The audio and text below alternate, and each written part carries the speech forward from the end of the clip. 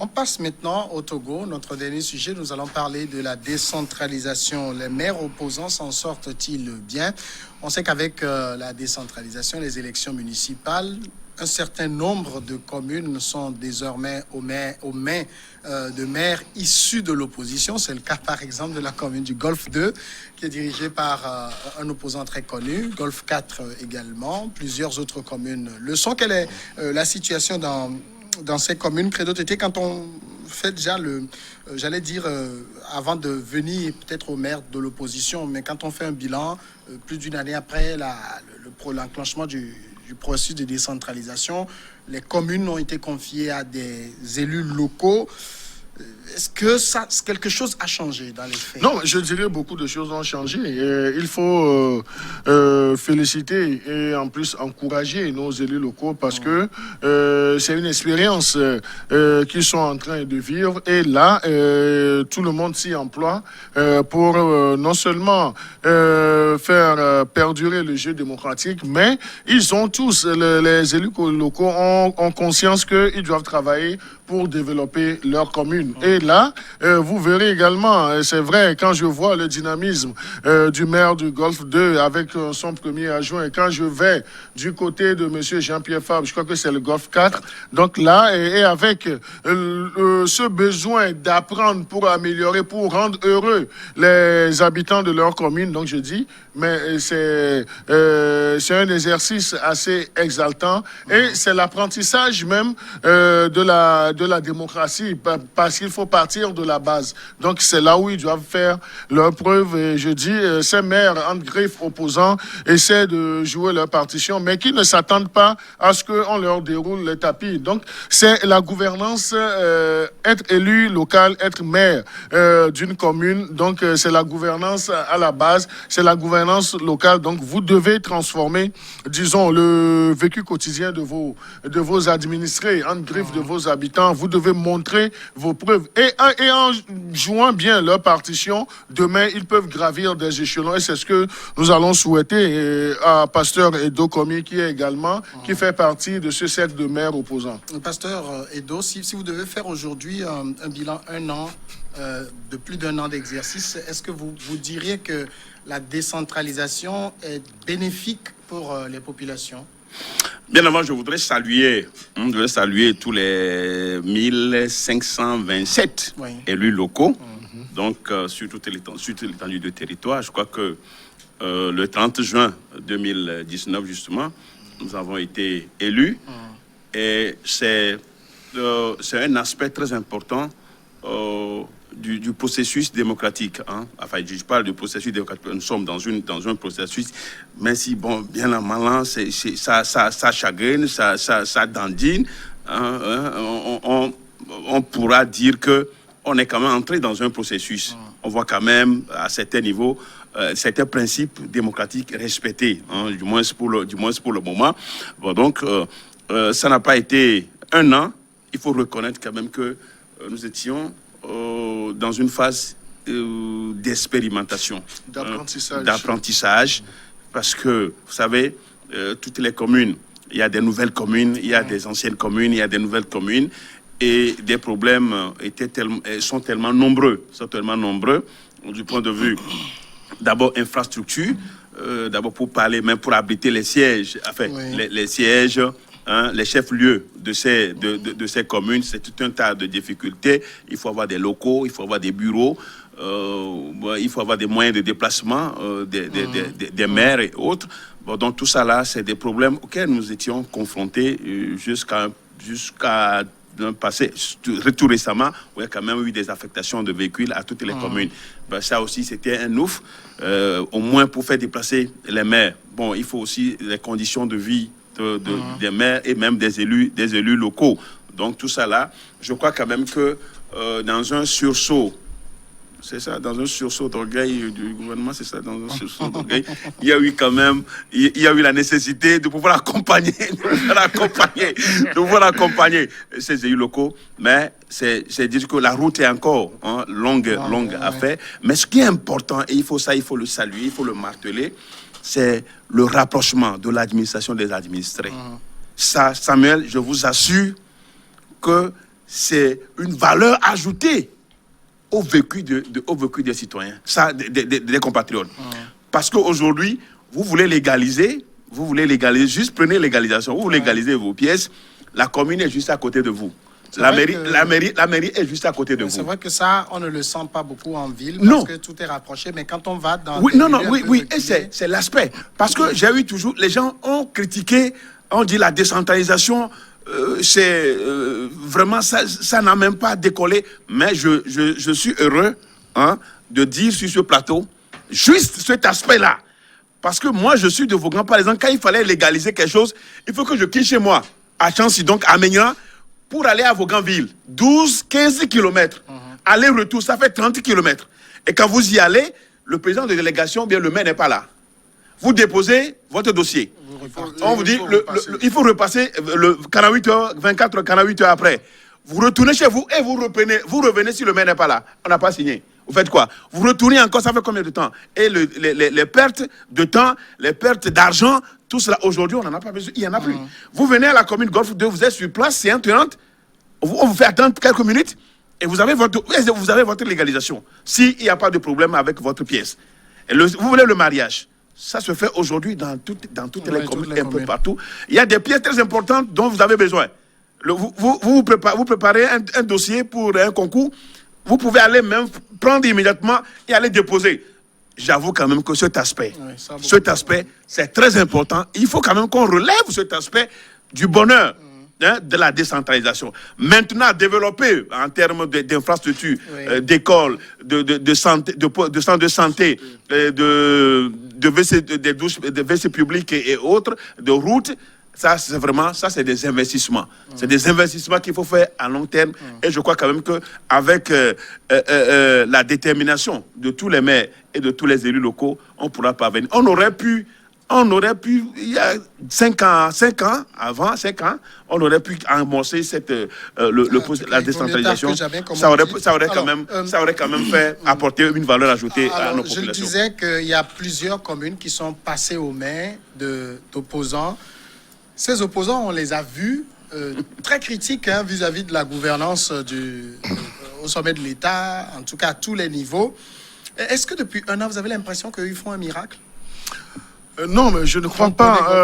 Golf 4, quand vous prenez Golf 6, Golf 1 et tout. Vous avez l'impression de vivre un miracle avec ces maires? Non, mais moi, je ne parlerai pas de miracle parce que je ne m'y attendais pas. Parce que une chose est de vociférer sur les réseaux sociaux, sur les antennes, de couvrir d'opprobre l'adversaire politique. Mais lorsque vous avez une petite marge de manœuvre, d'exercice politique, donc on voit la complexité du travail, mais ce sont des gens qui apprennent, mais qui sont en train également d'exceller. Donc il faut les encourager. Nous n'allons pas nous mettre à les critiquer. C'est la première fois que cet exercice est en train d'être fait. Moi, la dernière fois, j'étais vraiment enchanté de voir Jean-Pierre Fabre aller draguer l'ambassadeur d'Allemagne pour le développement de sa commune. Ça, c'est une bonne chose. Et si on considère son espace territorial, un Jean-Pierre Fabre qui n'est pas maire, donc on peut imaginer aussi le type de langage qu'il va tenir lorsque c'est quelqu'un d'autre qui est là-bas. Mais aujourd'hui qu'il a cette lourde responsabilité, il sait qu'il a des obligations de résultat. C'est là où c'est très intéressant. Les maires, que ça soit du parti au pouvoir comme de l'opposition, ont des obligations de résultat parce que c'est sur ça qu'on va vous juger et c'est ça même qui va vous donner, disons, le quitus pour espérer être reconduit ou bien avoir la confiance des populations pour avoir un autre poste plus important sur le plan électif. Donc, c'est un exercice. Ils sont seulement à 1 an, donc on ne va pas prendre la loupe pour les smatcher, mais nous allons les accompagner, les encourager. Mais il faudrait qu'ils aient, en tant qu'élus locaux, de la patience dans le développement de leurs activités. Mais nous qui sommes également leurs administrés, nous devons avoir de la patience parce qu'ils implémentent des actions, il y a des idées qui germent. Maintenant, il faudrait que ces idées soient matérialisées. Et avant d'arriver à cette matérialisation, c'est qu'ils ont les moyens de leur politique. Et c'est aujourd'hui que vous allez voir que la plupart des maires, ils s'investissent à ce que leur commune soit véritablement développée. Le pasteur Edokomi a parlé de l'affaire des légalisations. Donc, c'est comme si on rapprochait l'administration des administrés. Ça, c'est déjà une bonne chose. Maintenant, bon, ça c'est plus à mettre à l'actif de l'État, hein, pas des maires, non. Non, nous ne disons pas que les maires, nous ne disons pas. Non, Samuel, oui. Non, tout ça là, c'est la décentralisation. Puis c'est oui, ça, on parle. Ça, c'est l'État qui veut le faire, et donc c'est pas une particularité. Non, mais les maires aussi font diligence. Il y a de la diligence. Ils sont obligés d'être là. Oui, bien sûr, mais en fait, ils ont des agents, ils sont obligés d'être là. Non, c'est tout à fait normal. Non, mais on parle de la décentralisation. Non, mais moi, je c'est un ensemble d'efforts conjugués de l'État et puis de ceux qui sont élus. Non, je crois que ce sont les bénéfices de la décentralisation, justement, dont on parle. Et même si l'État a voulu passer à la décentralisation, il faut des hommes qui matérialisent, disons, l'effectivité de cette décentralisation. Donc, il faut les encourager. Ce sont des gens qui ont des limites. Ce sont des gens qui ont des faiblesses. Ce sont des gens qui ont des défauts. Mais à côté, il y a également les forces. Il y a les qualités. Donc, on peut les encourager parce que, en les encourageant à mieux faire, à se rivaliser même entre communes, le bénéfice va revenir beaucoup plus aux communautés. Alors, quand vous prenez, par exemple, en matière d'orthodoxie financière, c'est vrai qu'en un an, il n'y a pas eu grand ressources qui a été versées. L'OTR a versé ses parts et tout. Certains ont eu plus de 900 millions et tout. On a plus l'impression que les petits scandales financiers dont on a entendu parler, même dans la gestion des mairies, ces scandales dont on a entendu parler, c'est plus du côté des maires du pouvoir que de l'opposition. Hein. Ils semblent être auréolés d'une certaine orthodoxie de gestion financière et tout.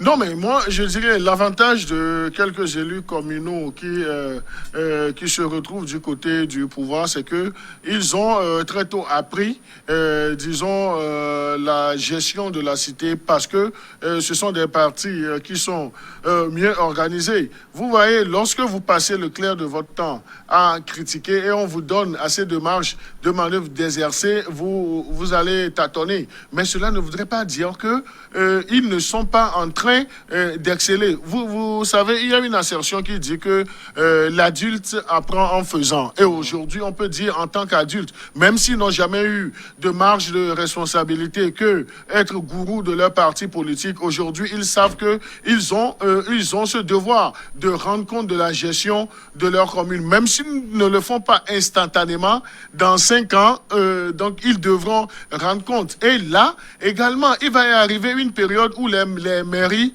vont se rivaliser. Donc, on dira qu'ils ont la même femme ou bien le même homme. Donc, ils vont se rivaliser parce qu'ils prennent déjà leur marque. Et vous allez voir, ce qui m'a enchanté aussi, c'est, disons, cette lucidité de Jean-Pierre Fabre lorsque l'OTR lui a reversé les centaines de millions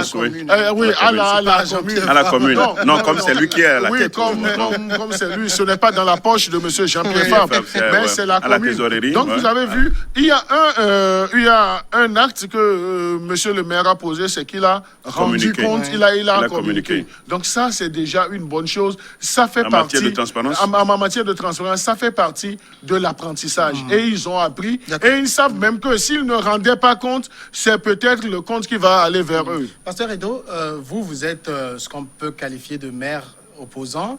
On connaît votre... Non, il l'est. Donc, ce n'est pas qu'on peut qualifier.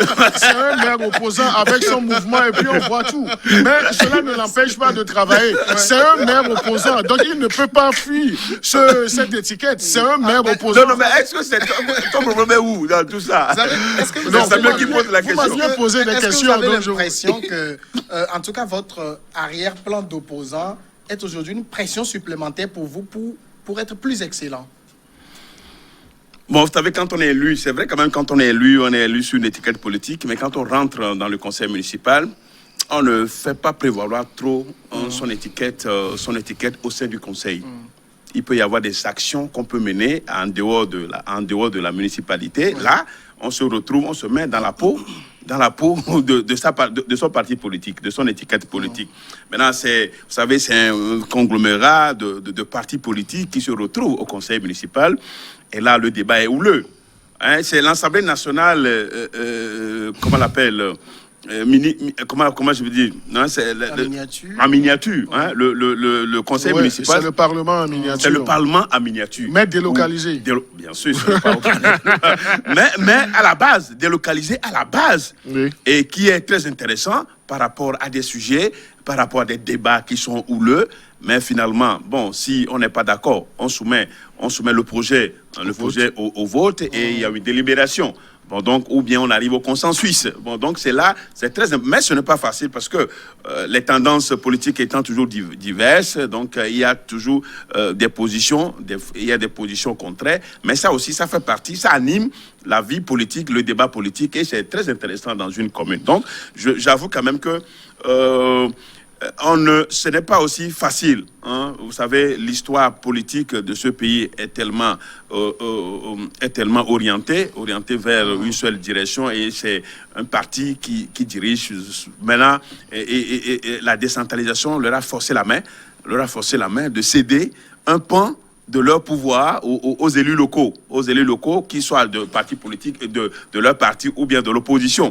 Et des fois, on a l'impression que le peu de communes, hein, que l'opposition manège aujourd'hui, ce n'est pas aussi facile. Parce que le pouvoir veut avoir tout, a l'intention peut-être d'avoir tout. C'est un parti politique qui aurait aimé avoir toutes les communes. Ouais. Mais bon, il y a certaines communes qui l'ont échappé. Et c'est entre dans les mains des partis de l'opposition, et moi je suis de la société civile, hein, et de la société civile. Moi j'ai été candidat indépendant. De la société civile opposante. Moi j'ai été un candidat. La société civile opposante. J'ai été un candidat indépendant, ou bien un candidat sous le couleur de la voix des sans voix. Hein, donc ça c'était la voix des sans voix. Mais on sait ce qu'un candidat indépendant. Ma position de défenseur des droits de l'homme est tranchée, tout le monde connaît. Oui. Mais tu peux l'interpréter comme de l'opposition. Hein, compte tenu de ma position, peut-être qu'il n'est pas forcément celle du parti au pouvoir.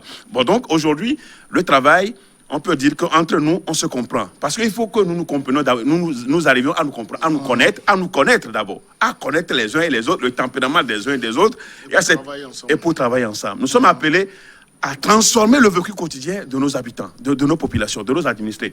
Et c'est très important. Pour le moment, c'est ce que nous sommes en train de faire. Mais j'avoue quand même que ce n'est pas facile. Ce n'est pas facile, cette expérience. Et nous pouvons dire que nous sommes condamnés à être ensemble pour le bonheur, pour la prospérité de nos populations. Mais les pots de banane, connaissant justement la manière dont on peut critiquer le parti au pouvoir, donc les pots de banane peuvent être souvent mis sur nos routes, et ça peut, si on ne fait pas attention, ça peut faire glisser. Ça peut faire un glissement. Et le parti au pouvoir n'acceptera pas de nous donner tout, nous dérouler un tapis rouge. Hein. Non, mais moi, Samuel, il faut le dire, depuis juin 2019, je prends plaisir à suivre le pasteur Edokomi, que je vois dans son rôle d'adjoint, d'élu communal. Donc là, je crois qu'il a, ce n'est pas péjoratif, mais il a assez grandi. Il a assez grandi, et ses approches aussi, et ça confirme ce que je voudrais dire, que l'adulte... Ils ont tous grandi, hein. Vous avez vu Jean-Pierre Fabre? Non, mais moi, l'élu communal que je connais le mieux, donc c'est le pasteur... Samuel, on est pour grandir, c'est un fait normal. Pourquoi vous ne voulez pas que les gens grandissent? Non, mais moi, je crois que lorsqu'on vient même dans cette société, dans cette vie, nous sommes condamnés à grandir. Et là, c'est là où je voudrais reconnaître les efforts que le pasteur Edokomi a fait, parce que le langage est mieux châtié aujourd'hui.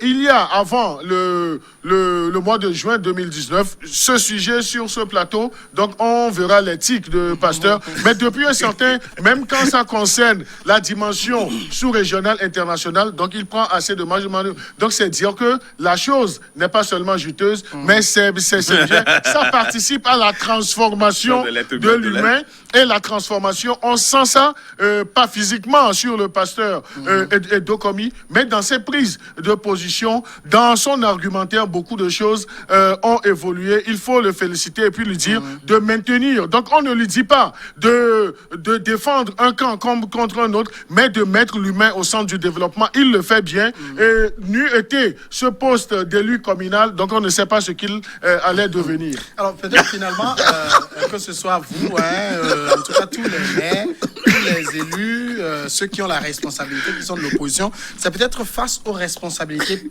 publiques. Vous vous rendez compte que ce n'était pas toujours aussi évident, hein? Non, c'est vrai, gérer une chose publique, ce n'est pas aussi facile, ce n'est pas évident. Ce n'est pas évident, mais il faut à tout moment placer l'homme, l'intérêt de l'être humain au centre de tout ce qu'on veut, de toutes les actions, de toute action, de tout engagement, de tout ce qu'on veut entreprendre. C'est ce qui est important.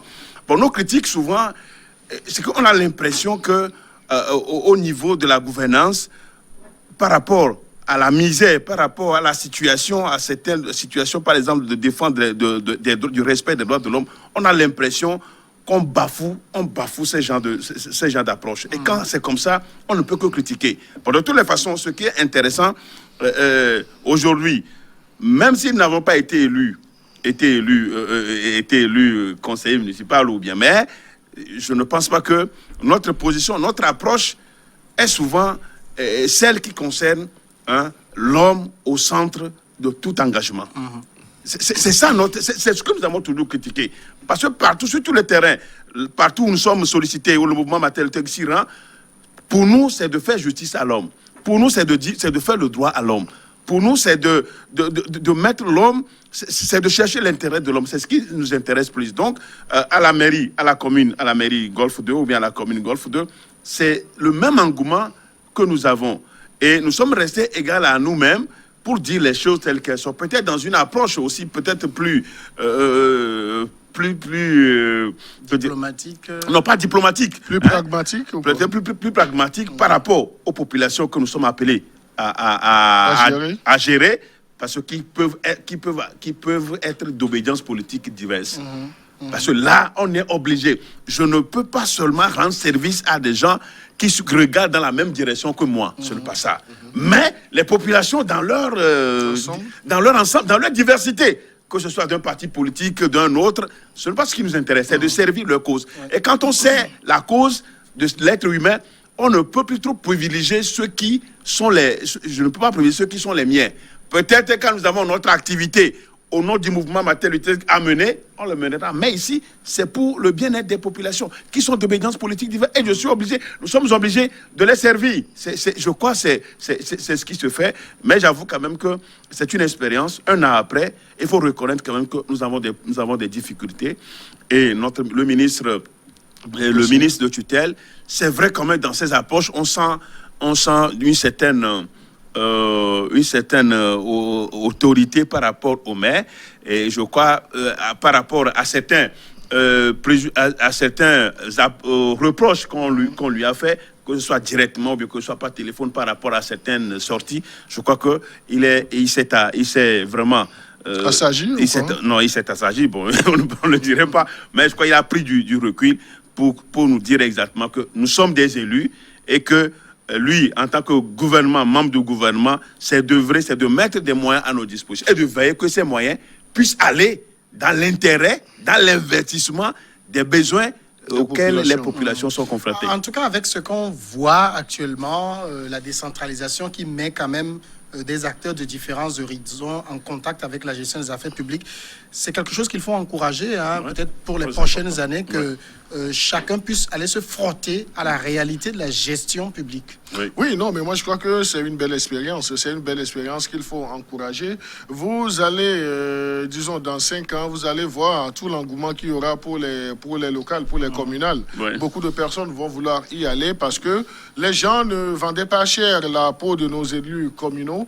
Mais on voit que, vous savez, l'exercice qu'ils font au quotidien, il faut les approcher, il faut être très proche d'eux pour voir, disons, toute leur bonne volonté, l'énergie que ces élus communaux dégagent pour le bien-être des populations de leur commune. Et vous aurez remarqué assez facilement que lorsque vous avez la chance de les voir en conseil municipal, ce ne sont pas des gens qui viennent avec les chasubres, même si au début, donc on a senti quelques quelques réserves. Donc aujourd'hui, ils discutent sur tous les projets. Il y a des gens qui arrivent même à se chamailler sur des projets, sur la mise en œuvre de certains projets. Mais le finish, c'est quoi? C'est pour que ça puisse placer l'homme au centre au cœur du développement. Donc c'est un exercice qu'il faut encourager. Et je le disais tantôt, ce n'est pas seulement le pasteur, mon très cher ami le pasteur Edo Komi, qui a tiré bénéfice de ces élections locales, mais il y a d'autres également. Donc on a vu des gens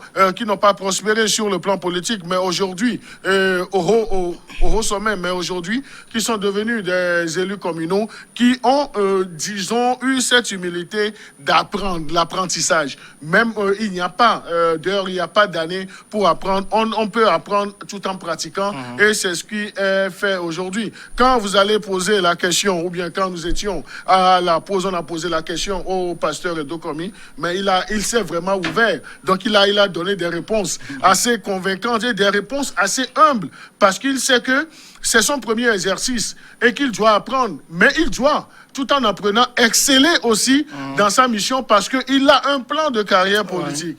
Donc c'est pourquoi il est aujourd'hui opposant, il est maire opposant, même s'il refuse qu'on l'appelle un opposant, ou bien il se cache derrière, disons, le chasuble de société civile. Mais on l'a vu, ses prises de position, heureusement que ça a évolué dans ses manières d'agir et puis de concevoir les choses. Alors, c'est tout un mérite pour lui.